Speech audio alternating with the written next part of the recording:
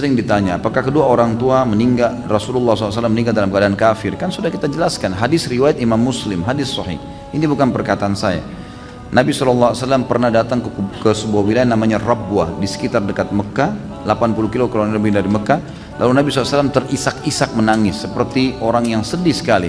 Lalu Umar mengatakan, ya Rasulullah, saya tidak pernah melihat anda menangis seperti ini sebelumnya, gitu kan? Kuburan siapa ini? Kata Nabi SAW, ini kuburan ibuku ya hai Umar.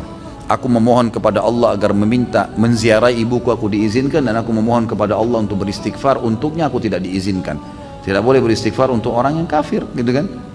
Berarti menandakan ibu Nabi SAW yang meninggal seperti itu. Kemudian ayahnya, riwayat Imam Muslim juga, ada seorang sahabat pernah bertanya, ayahnya meninggal dalam keadaan musyrik di Mekah. Ya Rasulullah, di mana ayah saya? Surga atau neraka? Kata Nabi SAW, di neraka. Hukum Allah jelas gitu. Lalu dia marah, dia keluar. Nabi SAW suruh panggil, ditepuk dadanya sambil Nabi mengatakan, ayahku dan ayahmu di neraka, dua-duanya. Ini jelas penyampaian Nabi SAW, bukan perkataan saya. Jadi jangan sampai gara-gara ini kemudian ada orang cuma egonya, lalu mengatakan, ah masa sih, ah nggak mungkin, dan seterusnya. Gimana nggak mungkin? Hukum Allah kok itu, penyampaian Nabi SAW sendiri. Kalau kita menghormati Nabi SAW, kita harus menerima statement beliau. Kalau mau sedih, Nabi SAW lebih sedih mestinya, gitu kan? Tapi kita lebih mencintai Nabi SAW dari segalanya. Ini statement beliau. Dan kita kalau orang tuanya keadaan Islam, tentu kita lebih junjung tinggi, kan gitu. Dan ada nabi-nabi sebelum Nabi Muhammad SAW seperti Ibrahim, ayahnya Azar meninggal dalam keadaan kafir.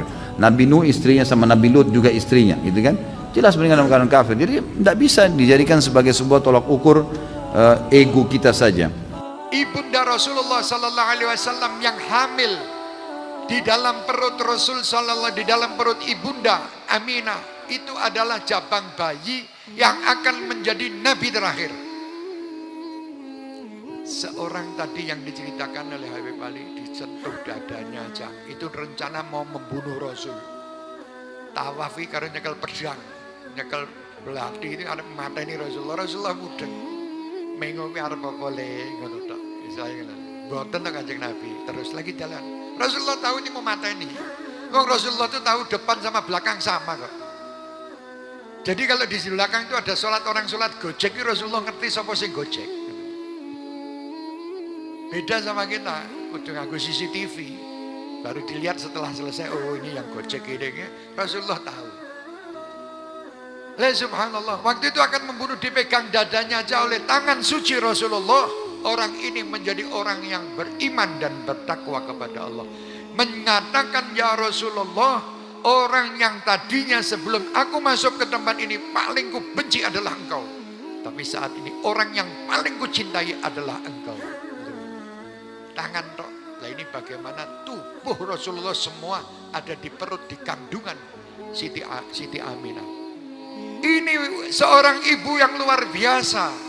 Sungguh sangat kurang ajar kalau ada yang mengatakan ibunda Nabi Muhammad di neraka. Ini tubuh Rasul Muhammad ada di kandungannya selama 9 bulan. Dikatakan Habib Ali, di situ Siti Aminah hamlan khafifan la tajidu lahu thiqala wala tashku minhu alaman wala ilala. Tidak ada rasa sakit, tidak ada rasa berat. Di dalam kandungan ini adalah Muhammad sallallahu alaihi wasallam, manusia yang tidak pernah merepotkan orang lain. Walaupun ibunda sendiri. Kenapa ayahanda Rasulullah sallallahu alaihi wasallam itu meninggal lebih dahulu? Dikarenakan nanti menurut para ulama, biar Nabi Muhammad tidak memanggil abi, tapi Nabi Muhammad memanggil Rabbi. Jadi Rasulullah tidak mengambil ayahku enggak. Tidak manja-manja dengan ayah, manjanya dengan Allah. Rabbi. Adabani Rabbi fa ahsana ta'dibi. Ini Rasulullah. Ayah Rasulullah SAW waktu di dalam sulbinya ada Nur Muhammad, semua wanita yang di Mekah semua ingin dinikahi oleh Abdullah. Berusaha, bahkan mereka itu memamerkan wajahnya di depan Abdullah untuk dinikah. Tetapi Siti Aminah di dalam rumah kesendiriannya berdoa, minta kepada Allah Subhanahu wa taala agar Abdullah bisa menjadi suaminya. Allah mengabulkannya. Luar biasa. Begitu dikatakan bahwa ayah yang di dalam sulbinya dititipkan Muhammad sallallahu alaihi wasallam di neraka. Na'udzubillah min dzalik. Kalau ada orang punya pendapat seperti itu, kita doakan mudah-mudahan kita dan mereka dapat hidayah. Ini bagaimana? Tangan tadi aja. Tangan Rasulullah memegang kepala seseorang di usia yang sudah tua. Orang itu dilihat rambutnya sebagian putih, sebagian hitam. Padahal usianya sudah lanjut. Waktu ditanya, ya fulan, kenapa rambut kalian ini yang di atas putih, yang di atas hitam dan yang di bawah-bawah ini putih? Wahai saudaraku, sesungguhnya di masa kecilku kepalaku ini sering dipegang oleh Rasulullah. Rambut yang pernah, kepala yang pernah dipegang Rasulullah tidak pernah putih. Yang tidak dipegang ini putih. Loh, itu tangan Rasulullah. Ini Rasul ada di sulbinya Abdullah. Di situ dikatakan ayahnya kafir, neraka, jahanam, astagfirullahaladzim. Hati-hati, jangan gampang percaya. Kalau kita tidak tahu, tidak usah banyak komentar tentang itu. Itu urusan Allah Subhanahu wa taala. Tetapi saya punya keyakinan bahwa tidak mungkin Allah menitipkan jasad yang luar biasa ini kepada seseorang yang ahli neraka. Tidak mungkin. Subhanallah. Dan waktu itu paman Rasulullah SAW dititipi Rasul.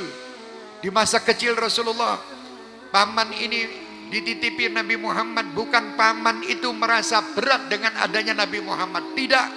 Karena Nabi Muhammad tidak pernah memberatkan orang lain.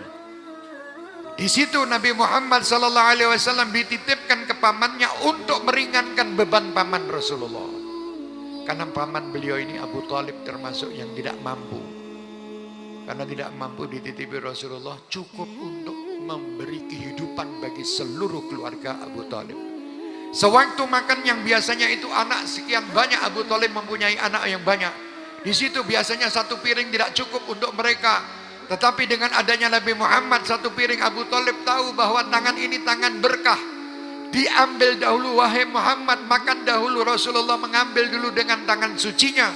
Setelah selesai dibagikan semua. Sampai ke depan Abu Talib, nasi itu atau makanan itu tidak berkurang sama sekali.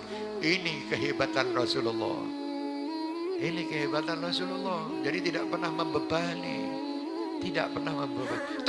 Rasulullah dibebani itu sering. Sampai-sampai Abu Talib kalau pas kebetulan musim panas, beliau itu berdoa di depan Ka'bah, mencari Aina Muhammad. Aina Muhammad, gendong dulu. Dia mengatakan, ya Rabb, berkat ini manusia ini turunkan hujan. Turun. Loh,